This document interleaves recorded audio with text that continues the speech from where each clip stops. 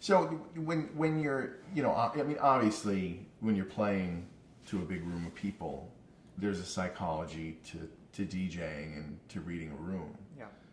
What's the psychology that goes into the studio?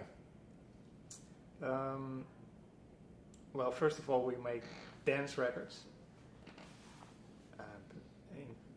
like 4 to the floor records. That's what we love to make. So it has to make us dance. There has to be a certain groove. So when we're making a beat, it has to, get our bodies moving. Maybe the whole like rhythm of the record should be like more like trancey, not like trance music, but more like African. To get you in a certain spirit or. But also, for me, I use my memory. The day before or the week before we played, and then you have your dance floor who is responding to whatever kind of music, and you take that with you to the next studio session. Yeah. So oh yeah, they were going really wild on this bass line or this kick or this hi-hat or whatever, and it's not only from the night before, it's building. So all the memories from all the times we played are in my head, and I can use it when it's necessary. But it's also applying our taste to what we make. So you turn a knob till you think, this sounds good. So that's the main thing. Do we like this? It's put my in body this, responding. play this melody. Is this melody cool? Are we feeling this? Oh, it's too cheesy. Or, oh, that's cheesy but fun. Or so it's all a matter of, are we feeling it? That's right. It's all about the feeling. Also, when you produce a track and you come up with a bass line or a melody, we listen to it for 8 hours working on the track. Sure. So if it's still good after 8 hours, it's probably a good bass line. If we listen to it for an hour and we go like, it's boring or it's annoying or whatever, so... And also, like in my nerdy kind of way, a bass line can appear to be really good, but for me it can be like there's 1 millisecond of this is not really right, there's this like this many hertz is too much, or so I'm like nerding. I can nerd for 6 hours to make it for me perfect. It has to be like this, and it can be really annoying for me. Maybe other people in the studio.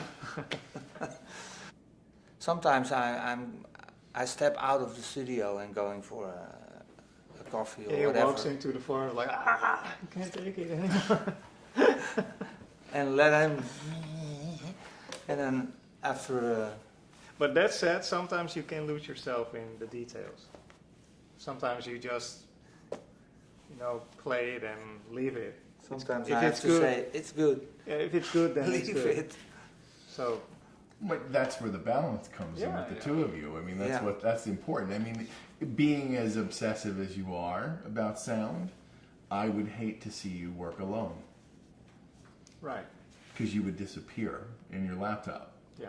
And there'd never be another record. Because it would never be good enough. Probably, yeah. Yeah, you know what I mean? So it's you have to have the balance, and that's incredible. That's where all of that...